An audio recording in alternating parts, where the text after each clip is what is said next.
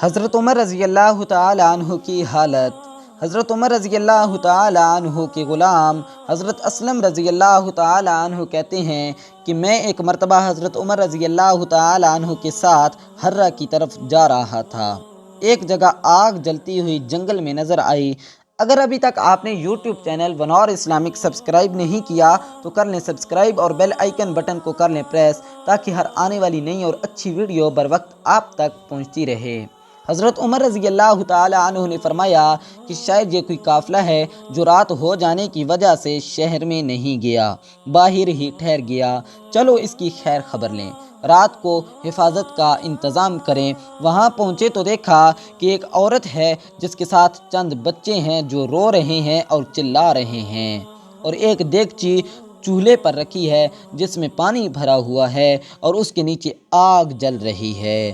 انہوں نے سلام کیا اور قریب آنے کی اجازت لے کر اس کے پاس گئے اور پوچھا کہ یہ بچے کیوں رو رہے ہیں؟ عورت نے کہا کہ بھوک سے لاچار ہو کر رو رہے ہیں۔ دریافت فرمایا کہ اس دیگچی میں کیا ہے؟ عورت نے کہا کہ پانی بھر کر بہلانے کے واسطے آگ پر رکھ دی ہے کہ ذرا ان کو تسلی ہو جائے اور سو جائیں۔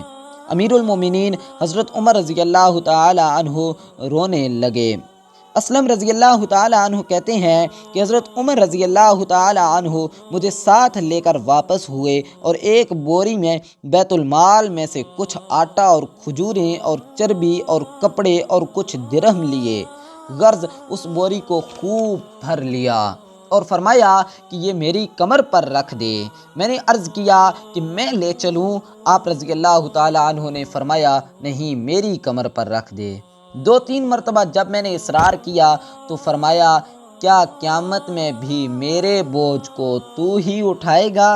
اس کو میں ہی اٹھاؤں گا، اس لیے کہ قیامت میں مجھ ہی سے اس چیز کا سوال ہوگا۔ میں نے مجبور ہو کر بوری کو آپ کی کمر پر رکھ دیا۔ آپ نہایت تیزی کے ساتھ اس کے پاس تشریف لے گئے، میں بھی ساتھ تھا۔ وہاں پہنچ کر اس دیگچی میں آٹا اور کچھ چربی اور کچھ کھجوریں ڈالیں اور اس کو چلانا شروع کیا اور چولہے میں خود ہی پھونک مارنا شروع کیا۔ اسلم رضی اللہ تعالی عنہ کہتے ہیں کہ آپ رضی اللہ تعالی عنہ کی گنجان داڑھی سے دھواں نکلتا ہوا میں دیکھتا رہا، حتیٰ کہ حریرہ سا تیار ہو گیا۔ اس کے بعد آپ نے اپنے دستے مبارک سے نکال کر ان کو کھلایا۔ وہ سیر ہو کر خوب ہنسی کھیل میں مشغول ہو گئے اور جو بچا تھا دوسرے وقت کے واسطے ان کے حوالے کر دیا۔ وہ عورت بہت خوش ہوئی اور کہنے لگی اللہ تعالیٰ تمہیں جزائے خیر دے، تم تھے اس کے مستحق کہ بجائے حضرت عمر رضی اللہ تعالی عنہ کہ تم ہی خلیفہ بنائے جاتے۔ اس عورت کو کیا پتہ تھا کہ یہی امیر المومنین عمر بن خطاب ہے۔ حضرت عمر رضی اللہ تعالی عنہ نے اس کو تسلی دی اور فرمایا کہ جب تم خلیفہ کے پاس جاؤ گی تو مجھ کو بھی وہیں پہنچی۔ ناظرین تقویٰ دیکھیں کہ اس کو بھی یہ نہیں بتایا کہ میں ہی امیر المومنین ہوں۔ حضرت عمر رضی اللہ تعالی عنہ اس کے قریب ہی ذرا ہٹ کر زمین پر بیٹھ گئے اور تھوڑی دیر بیٹھنے کے بعد چلے آئے اور فرمایا کہ میں اس لیے بیٹھا تھا کہ میں نے ان کو روتے ہوئے دیکھا تھا، میرا دل چاہا کہ تھوڑی دیر ان کو ہنستے ہوئے بھی دیکھوں۔ صبح کی نماز میں اکثر سورہ کہف، طٰہٰ وغیرہ بڑی صورتیں پڑھتے اور روتے کہ کئی صفوں تک آواز جاتی۔ ایک مرتبہ صبح کی نماز میں سورہ یوسف پڑھ رہے تھے، انما اشکو بثی وحزنی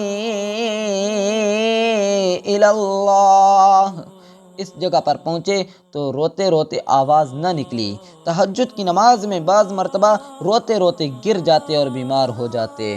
اللہ پاک ہمیں بھی حضرت عمر رضی اللہ تعالی عنہ جیسا تقویٰ، ان جیسی بہادری، ان جیسے اعمال نصیب فرمائے، آمین۔